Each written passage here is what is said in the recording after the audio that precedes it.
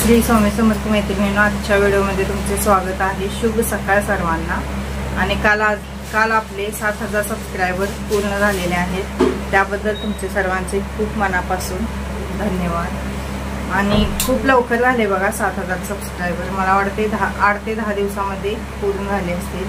त्यामुळे तुम्ही दिलेल्या प्रतिसादाबद्दल खूप खूप मनापासून धन्यवाद। आणि आजचा विषय काय माहिती आहे? भांडी। कारण की आपल्या लेडीजचा सगळ्यात महत्त्वाचा विषय काय असतो माहिती आहे? भांडी। किती पण घासा पडतातच आणि दिवसभर आपण भांडी घासण्यातच असतो। कपड्यांचं काय वाटत नाही, एकदा धुतला की परत मग दुसऱ्या दिवशी धुवावे लागतात। पण भांड्यांचं तसं नाही। असं धुवून तुम्ही आला की परत आणि 1-2 दिवसांना ती पडलेलीच असतात। त्यामुळं भांडी कशी घासावी किंवा कोणत्या भांड्याला काय वापरायचं हे आपण आजच्या व्हिडिओमध्ये बघणार आहे। स्टीलची भांडी घासाय काहीच वाटत नाही बघा, काहीच नाही। म्हणजे पटकन ती निघतात, स्वच्छ पण होतात आणि लगेच घाण पण होतात आणि स्वच्छ पण होतात, असं असतं। तर ती भांडी घासायला काहीच वाटत नाही। आपल्याला जास्त टास्क कशात असते माहितीये? जर्मनची भांडी घासण्यात। कारण की जर्मनची भांडी कसं असतं, निघत नाहीत। म्हणजे निघतात पण व्यवस्थित निघत नाही। आता कढई म्हणा किंवा पातेली म्हणा, खालना अशी म्हणजे पूर्ण असं हे होतं, तेलकट होतात किंवा काळी वगैरे होतात जर्मनची भांडी। आता कढई वगैरे फोडणी मारून मारून आपण एखाद्या वेळेस फोडणी करपते, त्यावेळी ते खालना असं पूर्ण बुडतो, काळा वगैरे झालेला असतो। तर अशा वेळी आपण म्हणजे काय करायला पाहिजे की भांडी जेणेकरून आपली चकचकीत राहावी। आणि एकदा जर भांडं तुमचं कुठलंही असू दे, मग इटलं की अजिबात निघत नाही। आणि एक लक्षात ठेवायचं, चहा करत असताना स्टीलच्या पातेल्यामध्ये कधीच चहा करायचा नाही। चहा जर तुम्ही स्टीलच्या पातेल्यामध्ये केला तर लगेच करपतो बघा। चहा असू दे किंवा दूध असू दे, दुधाला आणि चहाला जर्मनचीच भांडी वापरत जावं। दूध पण कसं होतं बघा, एखाद्या वेळेस आपण मोठं ठेवतो आणि करपून बसतं सगळं आतनं आणि ते निघत नाही लवकर। जर्मनच्या भांड्याला कसं दूध लगेच निघतं, तसं स्टीलच्या भांड्याचं दूध लवकर निघत नाही। आणि त्याच्यापेक्षा पण मोठा टास्क कुठली भांडी घासण्यात असते माहिती आहे आपल्याला? एक तर तेलाची किटली असते, ती म्हणजे तेलाची भांडी असतात ती घासण्यात। तरी आता स्टीलची म्हणजे किटली वगैरे आली। आम्ही लहान असताना जर्मनच्या किटल्या होत्या, त्या तर भयंकर म्हणजे असं घाण व्हायच्या, अजिबात त्या निघतच नव्हत्या। जर्मनच्या किटल्या अशा मोठ्या होत्या बघा, झाकणाच्या, त्याला कडी वगैरे असायच्या, तसल्या किटल्या होत्या आणि खूप घाण व्हायच्या त्या। आता निदान म्हणजे स्टीलच्या आल्यात काय वाटत पण नाही। आणि आम्ही लहान असताना आमच्या याचं कसं होतं माहितीये? म्हणजे भांड्याला कुठं डाग राहता कामा नये असं तिचं मत होतं। त्यामुळे जरा जरी म्हणजे काळं वगैरे राहिलं, काय राहिलं तर लगेच मग ती ओरडायची, ते तसं काय राहिलं, व्यवस्थित घासता आलं नाही का तुम्हाला, म्हणून दंगा करायची। त्यामुळं आम्ही ब्लेड वगैरे वापरायचं त्यावेळी, कारण तारेचा चोथा वगैरे एवढा जास्त नव्हता। नंतर ना ते बारीक तारेचा चोथा आला बघा, पण तारेचं चोथा त्यावेळी नव्हतंच। शेंडी असते माहिती आहे नारळाची, नारळाच्या शेंडीनं वगैरे आम्ही ते काढायचं, पण ते एवढं निघत नव्हतं। नंतर प्लास्टिकच्या पिशवी आम्ही वापरायला लागलो भांडी घासण्यासाठी, त्यानं पण काय एवढं निघत नाही। मग आम्ही ब्लेडनं असं ते काढायचं, जिथं चिकट झालेलं असतं ना तो भाग ब्लेडनं काढायचा आणि मग घासायचा, असं आम्ही करत होतो त्यावेळी।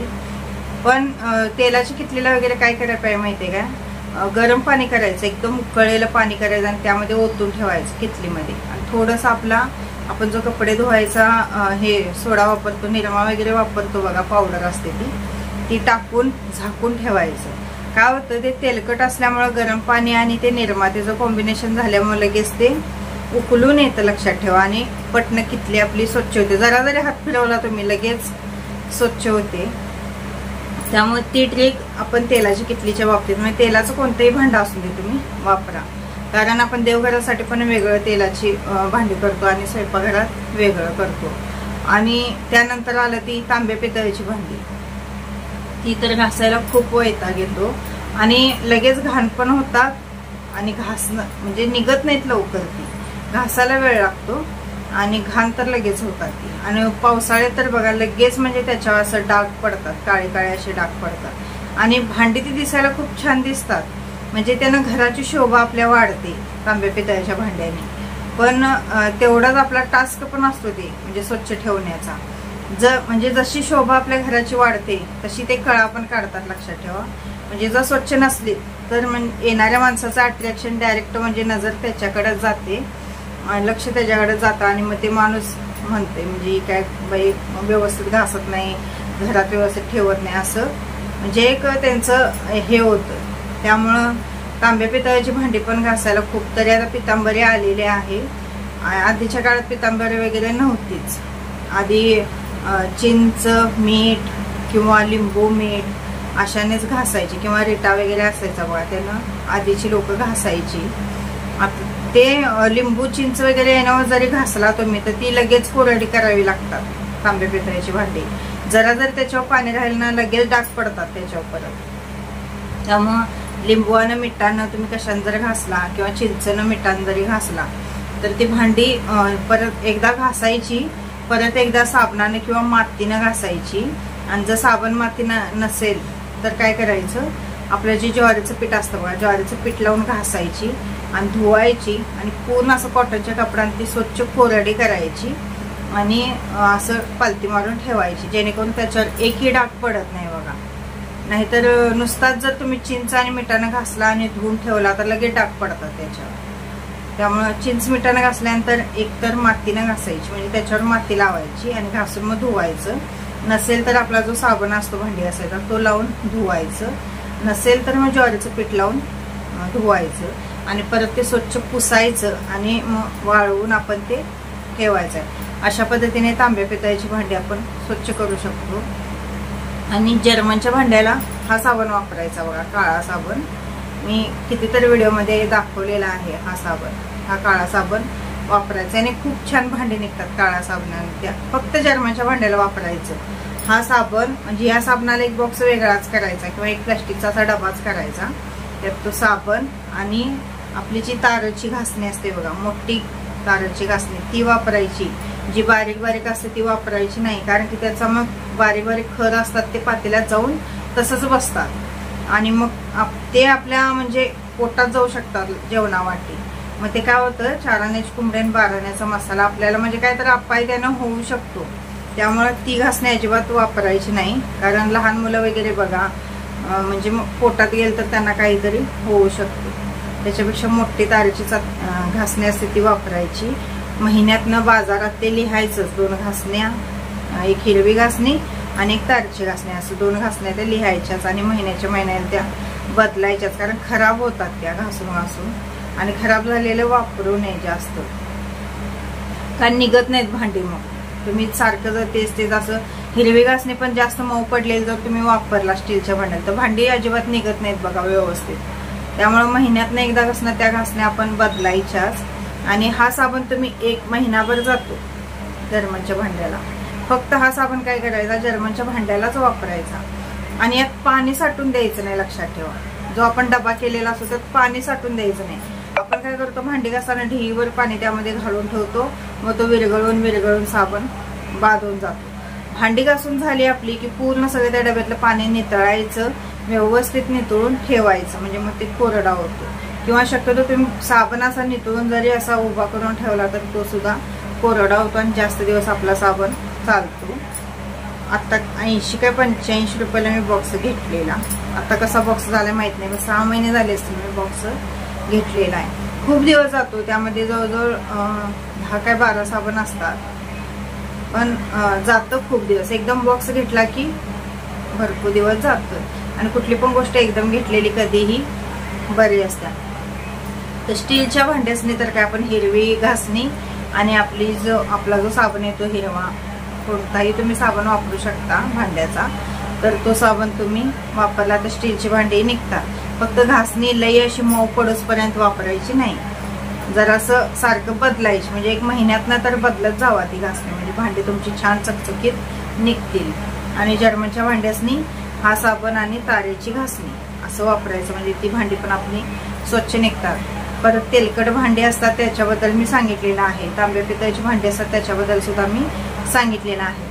आता राहिलीत कुठल्या आपल्या प्लास्टिकच्या बरण्या वगैरे असतील त्या.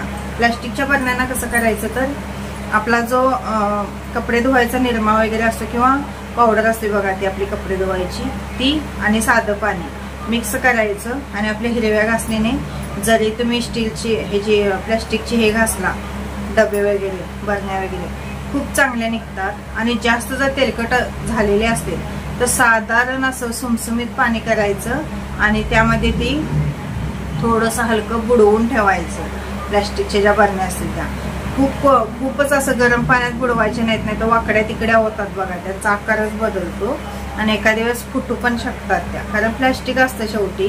त्यामुळे काळजी घेऊन, लई तेलकट जर झालेले असतील किंवा लईच जर घाण झालेले असेल, कारण प्लास्टिकच्या बरण्या वगैरे पण खूप घाण होतात, आपल्याला दिसून येत नाही पण त्याच्यावर अशी धूळ साचून साचून असं कधी थर बसलेला असतो, तो लवकर निघत नाही आणि निघला तरी पण एवढं स्वच्छ होत नाही। मग त्यावेळी काय करायचं, सुमसुमीत पाणी करायचं, त्यात निरमा टाकायचा आणि थोडा वेळ जरी भिजत ठेवला, शक्यतो टोपणं घाण होतात बघा प्लास्टिकच्या बरण्यांची, बरण्यांपेक्षा टोपणात जास्त घाण होतात, हात लागून लागून घाण होतात।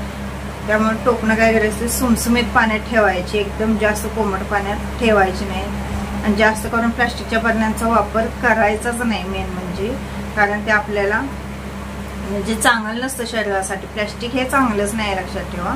त्यामुळे जास्तीत जास्त आपल्या घरात स्टीलचे जर्मनचे असले डबेच वापरायचे, शक्यतो प्लास्टिकच्या बरण्या वापरायच्या नाहीत। आता सगळ्यांनाच स्टीलचे जर्मनचे डबे घेणं शक्य होईल नाही होईल हे मला मान्य आहे, पण वापर थोडा कमी करायचा, जेवढा आपल्याला शक्य होईल तेवढं ते टाळायचं, आपण वापरायचं। प्लास्टिकची बरणी असून दे काय असून दे टाळायचं। आता बघू शकता तुम्ही माझी भांडी निम्मी घासलेली आहेत, निम्मी घासायचे, आता ती घासणार आहे। आणि त्यानंतर आपली जी मिक्सरची भांडी असतात बघा, मिक्सरच्या भांड्यांना काय करायचं, आपण आत न घासतो बाहेर न घासतो सगळीकडनं घासतो आपण, आणि खालचा जो भाग असतो बघा तो आपण तसाच ठेवतो म्हणजे धुतो, पण ते सारखं आपण काहीतरी त्यात बारीक करून करून काहीतरी त्यात म्हणजे थोडंफार पाणी गळून गळून एवढं असं काळं झालेलं असतं, त्या चकत्या असतात त्या खालच्या, खरं ते आपण घासतच नाही। कितीतरी जणांची मी भांडी पाहिले, वरनं चांगले असतात आणि खालनं पूर्ण तसंच काळं राहिलेलं असतं। तर त्याला काय करायचं, आपण एक ब्रश करायचा, दाता घासायचा ब्रश असतो बघा, खराब ब्रश जरी वापरला तुम्ही तरी चालेल, आणि ब्रशने आतलं पूर्ण असं सगळं घासून काढायचं, कारण ते कानाकोपऱ्यातलं निघतं ब्रशने। खरं ते वरचेवर काढले की आपण एवढं घाण होत नाही, आणि एकदमच जर तुम्ही ते म्हणजे कधी बघितलाच नाही, खूप विचित्र आणि लई घाण वाटते, ते अजिबात चांगलं वाटत नाही।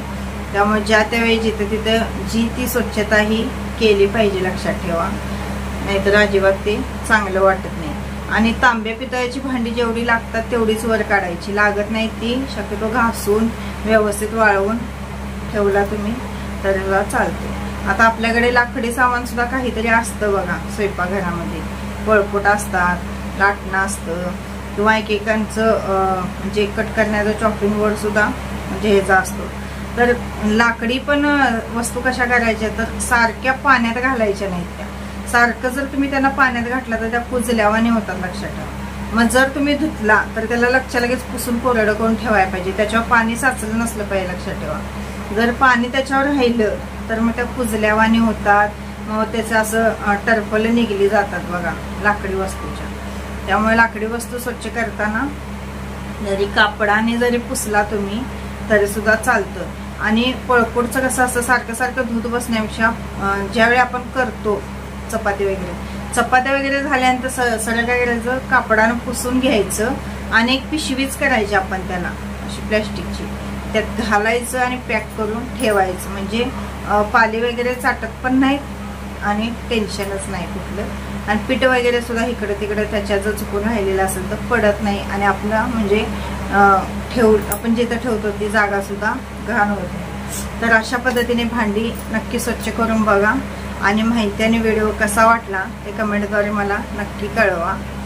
आणि तव्याच्या बाबतीत पण बघा मैत्रिणींनो, आपण जे तवे वापरतो बघा चपातीसाठी, तर ते तवे पण कसं असतात बघा, ह्या साबणाने खूप चांगले निघतात, काळ्या साबणाने। जर तुम्ही रोज काळा साबण जर तव्यांना वापरला तर अजिबात तवे म्हणजे काळे होत नाहीत। त्यामुळं हा साबण रोजच्या वापरात ठेवा, तुमची भांडी एक नंबर लकलकीत राहणार। आणि खूपच जास्त जर मग तुमचा तवा घाण झाला असेल तर मग सोडा वगैरे टाकून गॅसवर ठेवून व्हिनेगर टाकून जर तुम्ही गरम करून लिंबाची फोड त्याच्यावर जर फिरवत असं जर मंद गॅसवर काढला तर तो पण तवा खूप चांगला निघतो। खरं कसं आहे, काळं होऊन दिलं नाही तर मग आपण म्हणजे त्रासच होत नाही. एकदा काळा झाला की खूप त्रास होतो तवा. आता मी तवा जे वापरते ते मी चपातीला आणि भाकरीला एकच वापरते, त्यामुळे माझा तो काळाच झालेला आहे थोडा. आणि मी मुद्दामच काळा केलाय त्याला, कारण भाकरी केल्यावर जास्त काळा होता. मग त्याला काय करायला पाहिजे, आपण चपातीला वेगळा ठेवायला पाहिजे आणि भाकरीला वेगळा ठेवायला पाहिजे. तसं जर तुम्ही ठेवला चपातीला वेगळा आणि भाकरीला वेगळा तर मग काळा होत नाही. चपातीचा तवा असतो तो मग आपल्याला व्यवस्थित ठेवता येतो आणि भाकरीचा मग तो काळा झाला तर चालतो. असं म्हणजे भाकरीला शक्यतो एक एक जण ह्याचं लोखंडी तवा किंवा बिडाचा तवा वापरतात. मग तसं ते काय तवे काळेच असतात, लक्षात ठेवा. लोखंडी असू दे किंवा बिडाचा असू दे ते काळेच असतात. आणि आपण चपातीला वापरतो तो ॲल्युमिनियमचा तवा असतो, जर्मनचा तवा असतो. त्यामुळे काय होतं, तो काळा होतो लगेच भाकरी केली तर. त्याच्यावर नुसत्या जर चपात्या केला तर एवढा काळा होत नाही, पण भाकरी केला तर काळा होतो. त्यामुळं मग 2 तवे करायला पाहिजेत त्याच्यासाठी. आमच्यात किती 2 माणसाला काय 3 माणसाला काय जास्त भाकरी पण लागत नाही, चपात्या पण लागत नाही. त्यामुळं मी एकच तवा केलेला आहे. चला पुन्हा भेटू काहीतरी नवीन घेऊन. आणि हा व्हिडिओ आवडत असेल तर प्लीज व्हिडिओला लाईक करा आणि कमेंट करायला विसरू नका. लक्षात ठेवा, व्हिडिओ बघण्याच्या नादात कमेंट करणं लाईक करणं विसरून जातं. तर प्लीज व्हिडिओला कमेंट करत जावा, लाईक करत जावा. चला तर पुन्हा भेटू काहीतरी नवीन घेऊन. तोपर्यंत धन्यवाद. श्री स्वामी समर्थ, श्री गुरुदेव दत्त. ज्यांच्या घरामध्ये जास्त माणसं असणार त्यांच्या घरामध्ये तर खूप भांडी पडत असणार. कारण कसं होतं, माणसं जास्त असली की भांडी जास्त पडतात. आणि एकेकांच्या घरामध्ये कसं असतं बघा, तर घाण करणारे लोक जास्त असतात आणि स्वच्छ करणारे लोक कमी असतात. म्हणजे प्रत्येकाने यायचं, खायचं आणि जायचं. आणि ते भांडे वगैरे लेडीज असल्या तरीसुद्धा एक एक जण चौकशी करत नाहीत. आणि जी घरची मेनबाई असते तिच्यावर सगळा मग भार पडला जातो. तर असं न करता प्रत्येकाने घरातल्यानी आपलं घर म्हणून सगळं जर केलं तर होतं. नाहीतर मग काय एकट्याच बाईनं सगळं करायचं म्हणून तर तिच्यावरच लोड पडतो. आणि मग एखाद्या वेळेस ती आजारी पडली की मग सगळं जिथल्या तिथं थांबतं. लक्षात ठेवा. त्यामुळे प्रत्येकाने मिळून कामं घरातली केली पाहिजेत. निदान थोडाफार जरी हातभार लावला तर त्या बाईला बरं वाटतं. पण असं शक्यतो होत नाही. लक्षात ठेवा, प्रत्येकाच्या घरात असं असतं की बाबा आपण हे घेतले तर निदान घेतलेली वस्तू तरी जागेवर ठेवावी. आणतात आणि फेकायचं काम करतात. माझ्यापासून तुमच्या घरात तसंच असणार आहे. लक्षात ठेवा. ते म्हणतात माहिती आहे का, गाढवाचा जन्म बरा, कुत्र्याचा जन्म बरा, पण बाईचा जन्म हा नको. कारण बाईच्या जन्माला कधीही सुख नसतं. लक्षात ठेवा. आणि कोण केलं सुद्धा म्हणत नाही, कोणी म्हणत नाही की तू एवढं काम केलीस तेवढं केलीस. वर्णाने म्हणतात तुला काय काम असतं, असंच म्हणतात. मग आपल्या घरातील मुलं असून देत किंवा मोठी माणसं असून देत किंवा वयस्कर लोक असून देत, सगळे असंच म्हणतात. त्यामुळे लेडीजचा जन्म अजिबात म्हणजे बाईचा जन्म अजिबात नसलेला बरा. कारण सगळं आयुष्य भांडी धुण्यात, कपडे धुण्यात आणि सगळं घर सांभाळण्यातच जातं. तिच्या मनासारखं तिला मनसोक्त कधीही जगता पण येत नाही. तिच्या मनाचा कोणी विचारसुद्धा करत नाही. असं कोण कधीच म्हणणार नाही तू बस जा आज आणि आम्ही सगळं आवरतो आणि तुला कंटाळा आला असेल तू किती करशील, असं कधीही कोण म्हणत नाही. लक्षात ठेवा.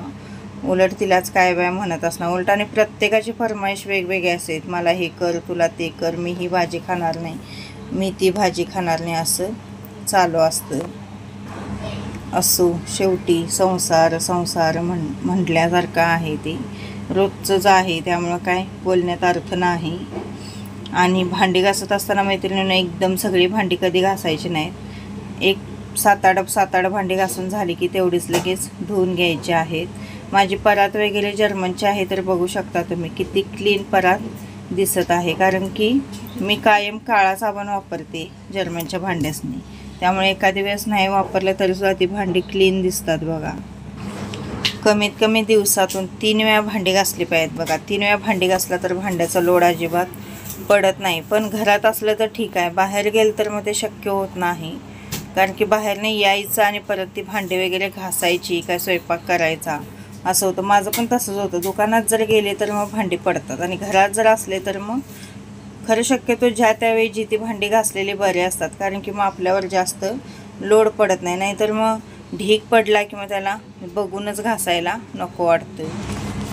हा जो व्हिडिओ आहे तो गुरुवारचा आहे, त्यामुळे आज मी आरती वगैरे करणार आहे महाराजांची आणि आजची देवपूजा मी थोडक्यात तुम्हाला दाखवत आहे। नेहमीप्रमाणे देवाला फुलं नाहीत, कारण फुलं नसतात तुम्हाला माहितीच आहे, आणि 10 रुपयाला आता लय तर 7-8 फुलं येतात आणि देव एवढे असल्यामुळे फुलं तेवढी पुरवत नाहीत। आणि आज देवाऱ्यामध्ये मी लाईट लावाय नाही मुद्दामनं, बिन लाईटचं तुम्हाला देवाऱ्याचं शूटिंग करून दाखवत आहे। देव कसे दिसतात, बिना लाईटचं सुद्धा देव खूप छान दिसतात मैत्रिणींनो। म्हणजे जो आपल्या आरतीचा प्रकाश पडलेला असतो बघा, त्यात देव खूप छान दिसतात आणि बघायला सुद्धा त्यांना खूप छान वाटतं। आज गुरुवार असल्यामुळे मी आरती केली, सगळ्यात पहिला भोपाळी आरती केली, त्यानंतर हे केलं गणपतीची आरती, महाराजांची आरती, दत्त महाराजांची आरती केली, जय जयकार केला। खूप छान वाटतं आरती वगैरे केलं तरी, पण रोजच्या रोज आरती केली पाहिजे, पण माझा पण थोडा गॅप पडला आहे आता। मैत्रिणींनो, आजचा व्हिडिओ कसा वाटला ते कमेंटद्वारे मला नक्की कळवा आणि व्हिडिओ आवडल्यास प्लीज चॅनलला सबस्क्राईब करा, व्हिडिओला लाईक शेअर आणि कमेंट करा विसरू नका। धन्यवाद।